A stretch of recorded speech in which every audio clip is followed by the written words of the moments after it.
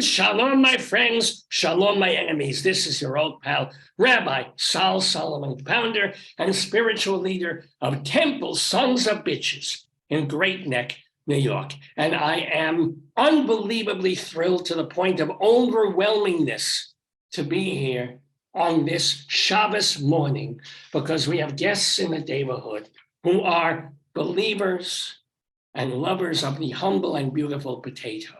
In fact, not only are we joined by Potato in the room with us today, we even have His Royal Highness, the Grand Kanish, is joining us, my friends. The Grand Kanish in all his beautiful glory is with us to celebrate the fact that we have two people. He just lost his crown. We'll deal with that later. But he is going to be, and I am really going to be talking to two people who are the descendants, who are the youngins, if you don't mind my saying, the tots of Mr. Tater Tot himself. Won't you please welcome to the neighborhood, Steve and Les. Is it Les or Leslie? Les is fine. Les is fine because less is more. You're Les? I'm Les. He's Les, and you are Steve Grigg, descendants of Nephi Grigg, who correct Tater Tot and Ida Potato. Shalom and welcome to you both. How you doing? Doing well. Thank you. All right, if we talk all at once, we're going to have a problem here. But it's so fantastic. So please, however you want to divide up, I'm sure you've told this story a million times. Make it 1,000,001. Your dad, Nephi Grigg, he founded Ida? My dad and his brother Golden founded Ida. The backstory is they started growing sweet corn back in the 30s. And they would, and that developed into they would then sell potatoes. They sold sweet corn to farmers. It totally makes sense. So, yeah, it doesn't make sense, but they were good at their job, and so I'm trying to figure out how to condense this enough so that I don't dominate the conversation. Get to the potatoes. They sold sweet corn. But sweet corn only, the growing season for sweet corn is limited. And so they needed something else to sell. Yes. As Grigg brothers. What else was there? Potatoes. Heroin? Oh, no, the weather. Could have been. Could have been, yes. But instead, yes. They grew the humble potato. And don't you love it? What year was this? Around when was this? When they made the switch? Or they Oh, it was in the early 30s and 40s. All right. Ora Foods that you see behind me there wasn't created until 1961. But up until then, they had many companies. Grigg Brothers. Yeah. Grigg Brothers Produce, Oregon Frozen Foods. My father was born in Nampa, Idaho. But small town. Yeah. He and his brother Golden were tight, those two, and they did everything together. In fact, my uncle Golden, they had a small farm in a community called Vale, Oregon. He stayed there, worked a little farm. My father went to a nearby sawmill, and they would share the profits of what they could produce 50-50. Very unusual, right? Usually somebody has a controlling interest. So it wasn't even 51-49. It was 50-50. 50-50. All right. Yeah. That's how much they trusted each other. So they would pick the sweet corn at night, you see, pack it in cold water. And then the next day they would sell it on a horse and buggy. So as that grew, they needed a product to sell when the corn wasn't there. Corn wasn't on. So they had potatoes. The russet potato. Get him, there he is. The russet potato, my father once proclaimed it as the perfect food because it had all these, the skin had all of these nutrients and where all the good stuff is in the peel. If you've ever baked a potato, the peel is the best part after you cover it in butter and salt it. Yes. Keep talking. I may So- have to change my underpants, but keep talking. Yes. That's okay. I apologize for the excitement. So so they produced corn. They did that year round by contracting with other farmers, but they needed something year round. So the potatoes came on, and they first started making French fries. That was their first product. This makes sense. So yeah. But would they use the peel in the fries? I always No. figured they threw away the peel. No, right? Yeah. They would peel the potatoes, of course, and blanch them. Cook them. See, that kills off the enzymes. That's what makes potatoes and produce go off color, are the natural enzymes. I thought they just used the F word. No. No, that's a different kind of off color day. They could potatoes are round, French fries are square. Yeah, well. So now you have all those shavings left over, right? Yes. And they would sell those shavings off to farmers to mix in their feed for their cattle.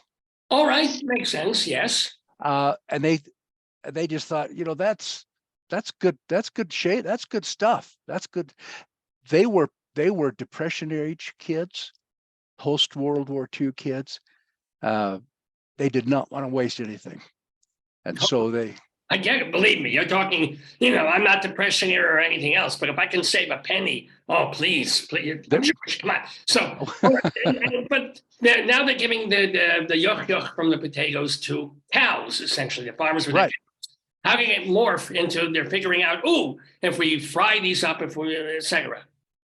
I forgot my board. I forgot my holy board. Uh-oh. They surmised that what could they do with those shavings? The idea came to them that they would mix those shavings with some flour, some seasonings, some flavorings, and make this glop. I apologize. I have to. Les, say something. You talked to me last. Let me interject here while Steve gets the holy board. I don't even know this is going to be unbelievable. But all right, Les, tell me more stuff. Or now you two are brothers, by the way. We're first cousin. We're first cousin once removed. Oh, so wait. So he's the son? He's the son. How are you related? Nephi.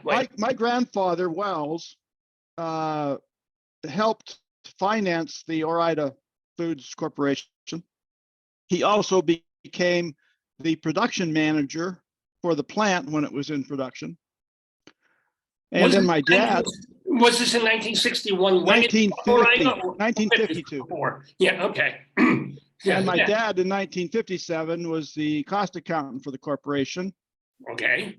I had my first real job in the 4th grade. My mother and I would fill the vending machines at the potato processing plant. You mean, when people wanted to have a soda or something? They had this cafeteria with all these vending machines, and somebody needed to stock the vending machine. So my mom and I got the job. That's fun.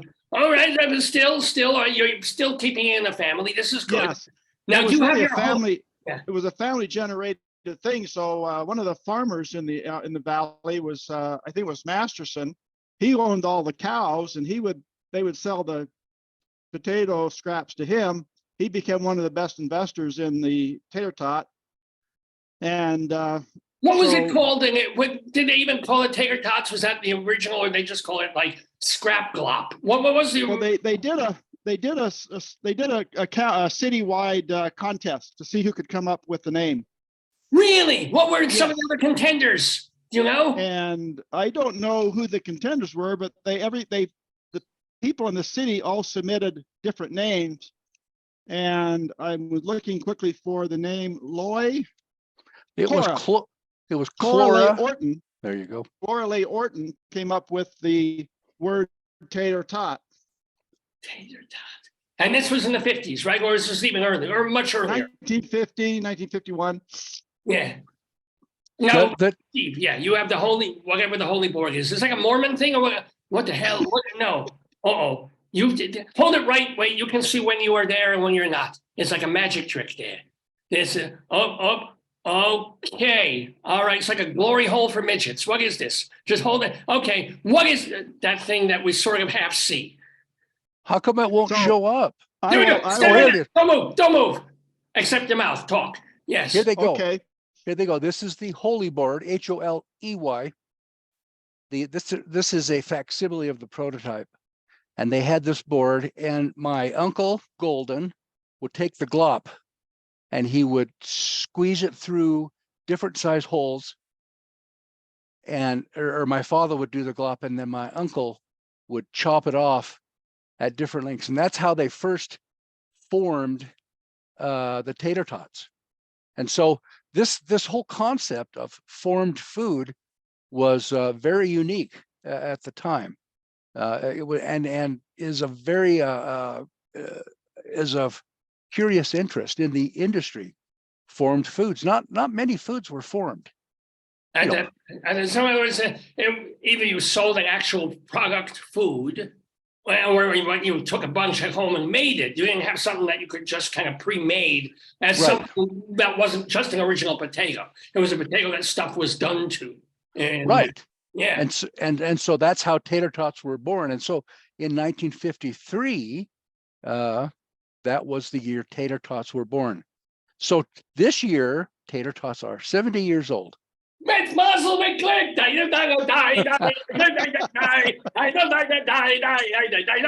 So let me ask you, when in 53 though, when you were pushing this stuff through the things, it was still glop. How did they get it safely to stores and things without preservatives in that time? Was it just flash frozen and sent in frozen food? I mean, what did they do?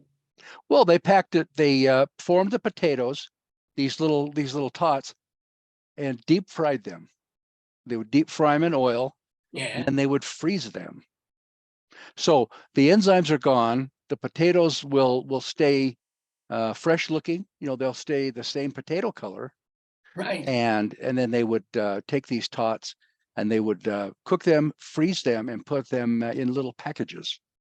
And then that's how they sold them in stores. Now, how quickly did that ramp up into like a thing where every store in America, every supermarket, everyone knew tater tots from it just being this little local thing? Can I tell the Fontaine Blue story? Go ahead. 1954, there was a national, I believe it was a national, it was a national convention in Florida, Miami, at the Fontaine Blue Resort. And Nephi and Golden packed up 15 pounds of tots, packed them in ice, and I believe they drove to Florida, didn't they? I think either way, that's a long ways. They went to Florida. They got to the Fontaine Blue, unannounced, uninvited. And Nephi was really quite a character. He had all kinds of interesting sayings, and he was just a real character. So he went into the back of the restaurant, talked to the head chef, and gave him a $100 bill if he would place the two tater tots on a plate on every table. Cooked. I mean, they were frozen. They cooked them. They cooked them so people could. Yeah, he got see, no one had ever seen them before. Right. And so at this National Food Distribution Convention, clear across the country, they cooked them up. They had a break at this convention. The little plates of tater tots were placed on each breakfast table. And the quote is, they were gobbled up faster than a dead cat could wag its tail.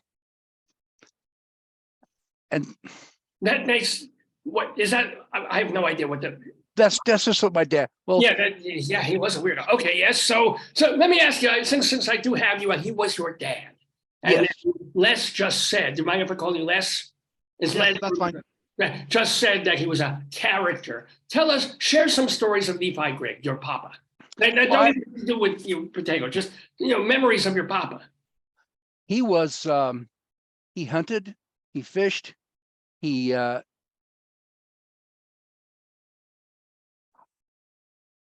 froze. He froze. And like a tater tot. He literally froze like a tater tot. I don't know what happened. His body is frozen as we speak. He's like Disney. We're cryogenically waiting for him. Did you know Nephi though? Yes, I did know Nephi very well. Well, you're We back. had, Yeah, but you tell Les, you talk, and then Steve, you'll talk again. But Les, now you're talking about Okay. Nephi. Yeah. and one of the stories I remember from Nephi is, well, he has a book named Neph's Briefs by Nephi. He wrote a biography, and his nickname was Nephi. Nephi was his name. He liked to be called Nephi, and he wrote this little book called Briefs by Nephi, and it's basically a lot of his witticisms, his stories, his beliefs. One of the sayings that I liked that he coined was, well, the mindset of the public at that time was, don't ever bite off more than you can chew. That was what the mindset of the public was. Nephi's philosophy was, bite off more than you can chew, then figure out how to chew it. This is now. I do want to ask both of you, how much were the concepts? Since I'm obviously a Jewish person, but how much did Mormonism play in his psyche, in the psyche of the building of what became Oraita? Because I get the feeling that there's a certain sort of American pluckiness in it, or am I reaching here? I don't think it's a factor myself.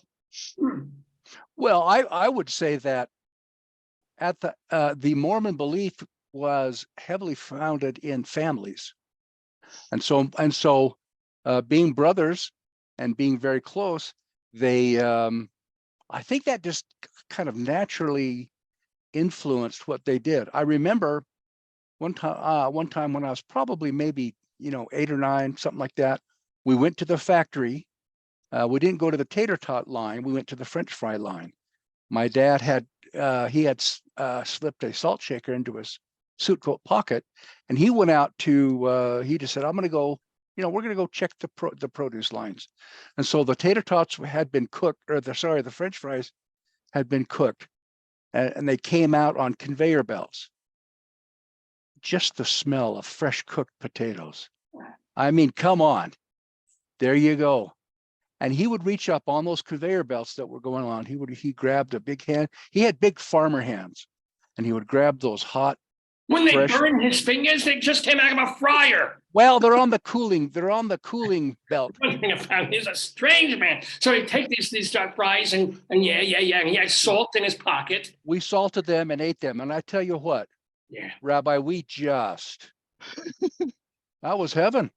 Yeah. That was heaven. Let me ask you a question. Let me ask you, and you have to answer. You have to answer honestly. Okay, given your choice on a desert island, you have a pile of hash brown. I'm sorry, not hash brown. You have a pile of tater tots. Excuse me. Ketchup or applesauce? Go. Ketchup. I've never tried applesauce. Oh my! No, you mean fries and applesauce or fries and ketchup? Tater tots and applesauce. Oh, tater tots. Yeah. What are you missing? Oh my God. So here's the deal, though. We are talking about your family. We are talking the building of Oraita. You guys, your family hasn't really been dealing on some level with Oraita since 1965. Yeah, your dad, in a business decision, sold the company. What was it for a mere 30 million? 30 million. Chump change. So are you guys just on an island like Jeffrey Epstein and then paying Polynesian girls for massages? I mean, why are you even working? What are you even doing? Your family got $30 million in 1965. If you just put $1 million away, you should be fine. Well, what do you guys do with your lives? I didn't put $1 million away. My father left the business in 1963, 64. So basically, when I was in the workforce in 1970, 78, 79, I became a stockbroker and spent 43 years, financial advisor, just retired this month.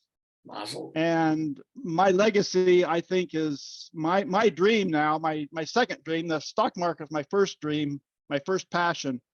My second passion is what I'm doing now, and that's to bring this legacy out into the public, reconnect it with the tater tot, reconnect our name, the Grigg name, with the tater tot, and the Hershey Foundation has been my big motivation. Watching the Hershey Foundation for my lifetime and seeing how that whole thing has maintained their legacy, their name, and their product all connected together.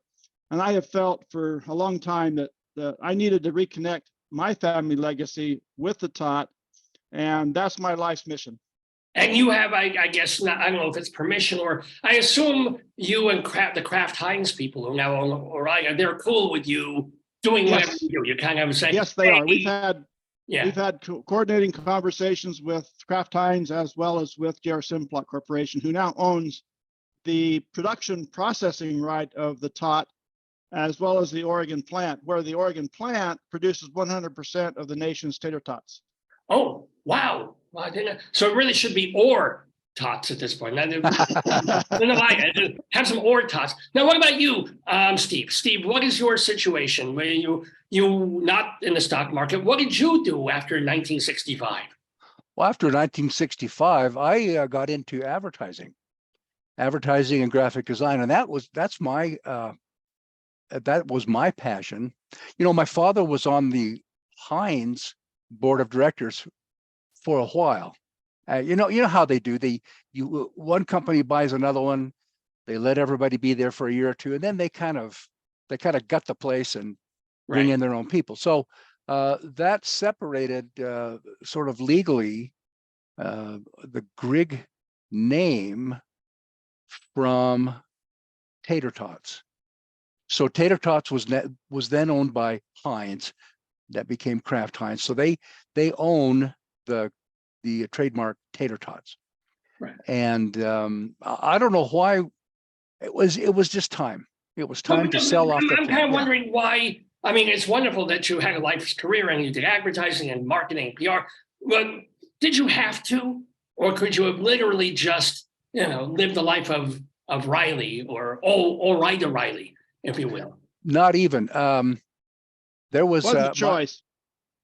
My father, Nephi and Golden, came from a family of 13 children. Oh.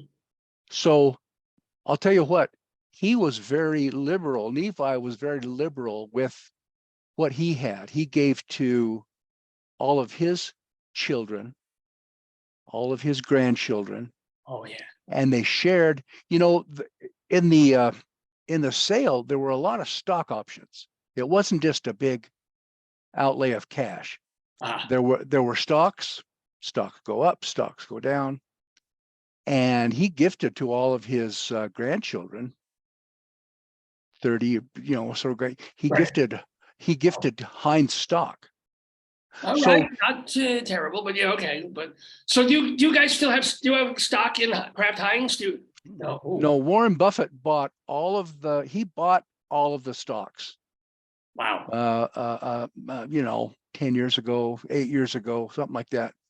Bought everything. So there is no, it used to be a Heinz stock.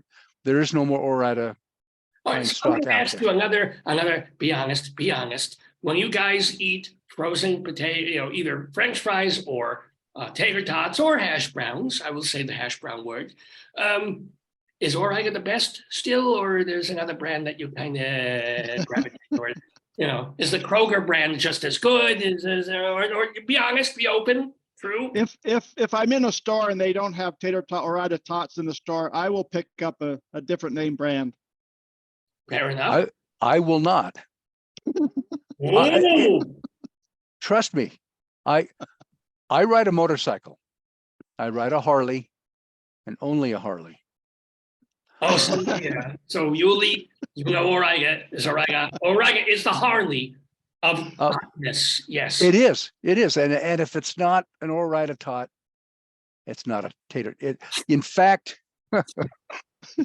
I'm making him cry here. The loyalty is so beautiful. Yes. So as we go cross country, I've been to Sturgis. Sturgis is about 6. I live in Salt Lake City. Oh, all right. Yeah. Sturgis is about 600 miles away. And between here and there, I know all the restaurants in Wyoming, in South Dakota, etc., who serve tater tots. So that's where you ask the waitress, do you say, really? You want to make sure. What if they're home meat, though? What if they make them in-house? They scrape them, they fry them, they don't. Now, not going to happen. It's too arduous Yeah, of a process. In let me fact, ask both of you.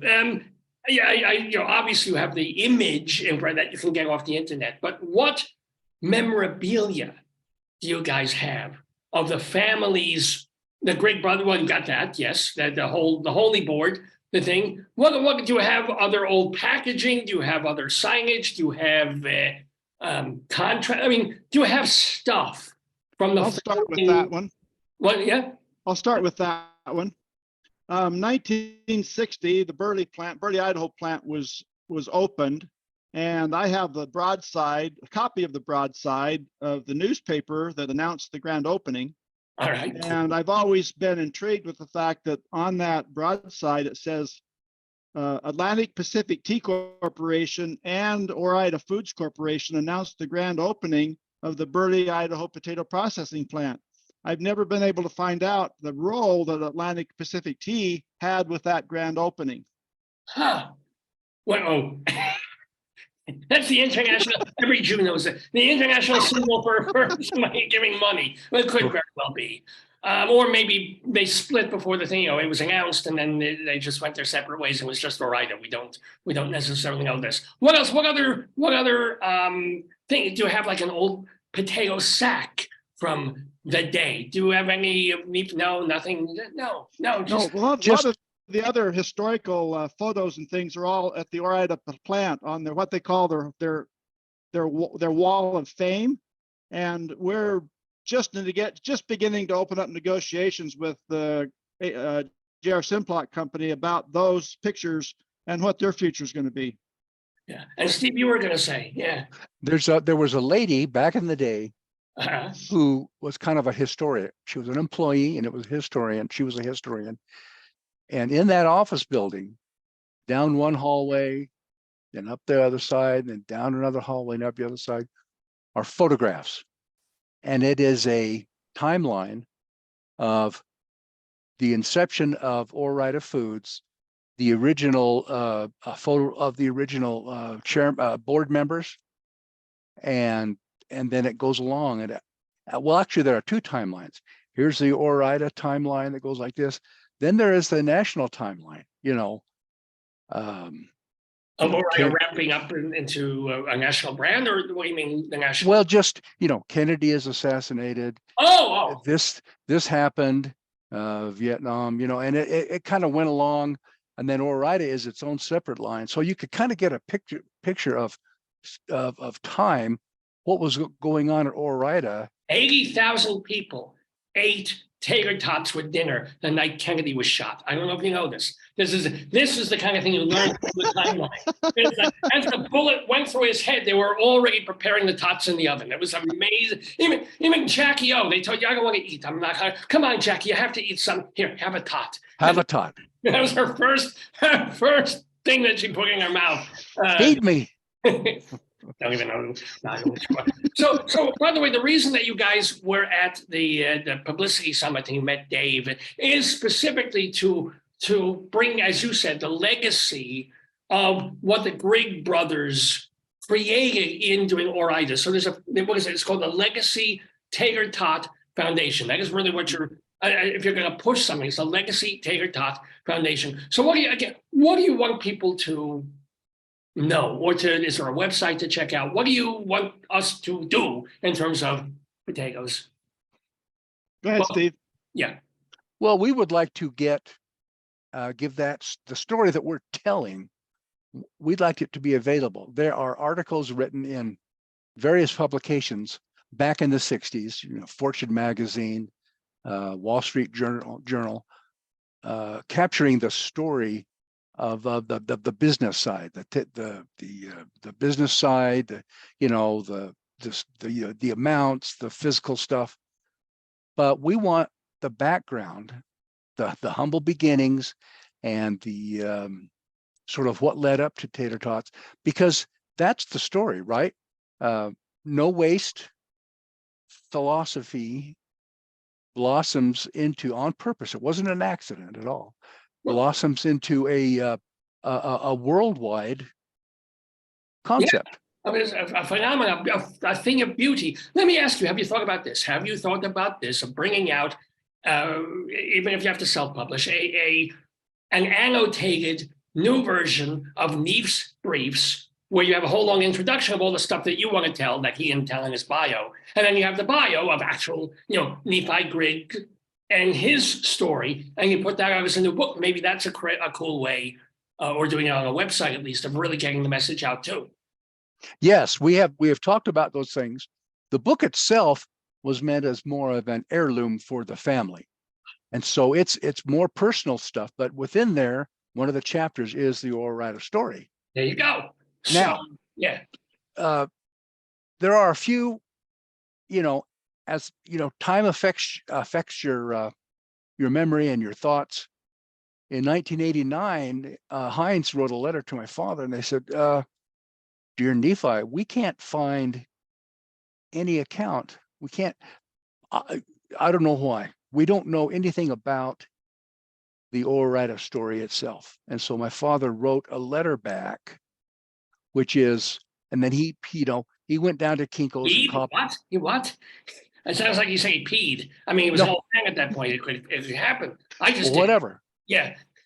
He created a story called the Tater Tot story, and it's not published in any forum, but he wrote it down and copied it at Kinko's, not Pedo's, but Kinko's. But did he at that point want to make up something fanciful? And you're saying memory plays tricks. Are you saying that he kind of fudged things just to make it cooler, or what? What are you saying? No, he would never do anything on purpose. I think he just naturally, details come and go. So we want to make sure that the stories that are published are accurate. You could republish his letter and then annotate it and say, this is probably not quite, or this is absolutely not true, but this is true. And so readers could make up their own minds, have it from the horse's mouth, even if the horse was slightly demented at that point. And then the rest is you could tell the story as you guys know it. Because even at this point, you guys are in your 60s, maybe 70s almost. Yes. 71. 70 Mazel Tov. So your memory, God forbid, but your memories could be going. You could get off this program. You won't remember what you did this morning. You were on this whole important episode of Dave's Gone By with me, Rabbi Sol Solomon, and someone will come up to you and say, while you're eating lunch, and say, "Whoa, how'd you spend your morning?" Walking. You will know it. So you got to get this done now. This is why you're doing this. This is why you're getting. So publish, write, get a website. Go the Tater Tot Legacy Foundation. Does this have a site? Not yet. We don't have one yet. We're still working on a website and building that up. This project started in February of this year. Mm-hmm. I had this aha moment, decided that I needed to retire. I needed to spend the rest of my life reconnecting the Grigg name with the Tater Tot legacy. Right. And we're just starting a multi-year mission to bring this story back in together, get the Grigg name reattached to the Tater Tot story, and hopefully maintain the legacy. I guess the Hershey Foundation has been my big motivation. I really want to emulate that whole legacy. Well, let me ask you last question for Leslie on the, and I don't know how everybody sees this. I have Leslie on top and Steve on the bottom here. My wife, when she's feeling sexual, she has you reversed and she's but here's what was I saying? Oh, you mentioned Nephi have all these grandkids, which means that you both have youngins and maybe even grandkids at this point. Yes. Uh-huh. Have you chosen who, or have they self-chosen who will be the legacy keepers after you? We have not got to that question yet, but I'm 71 years old. I haven't had a medical issue for 45 years, and I'm really healthy. But I'm not knocking on wood. That's a wrong religion thing. But tweet. What about you, Steve? Interestingly, I have a daughter-in-law who is a voracious defender of the Tater Tot, the Grigg name. And so probably that family, my son and that wife, are probably the most fervent followers and keepers and loyal to the Tater Tot family and the Grigg name. Well, if they are not, remember, I am here. You know, if you ever want the book written in Hebrew, this would be. We have been talking and delightfully talking with Steve Grigg, Leslie Grigg, the keepers at the moment of the flame, a flame that will not go out, of the Grigg brothers' story and Nephi Grigg and how they founded what became Orida and how they created the tot of taters. Ladies and gentlemen, it just remains for me to thank you ever so much for taking some time out of your Saturdays to be with us in the neighborhood. Grigg cousins, I would call you. Shalom to you, and thank you so. Shalom. Shalom. Shalom and thank you. And potatoes forever. Long live the tot.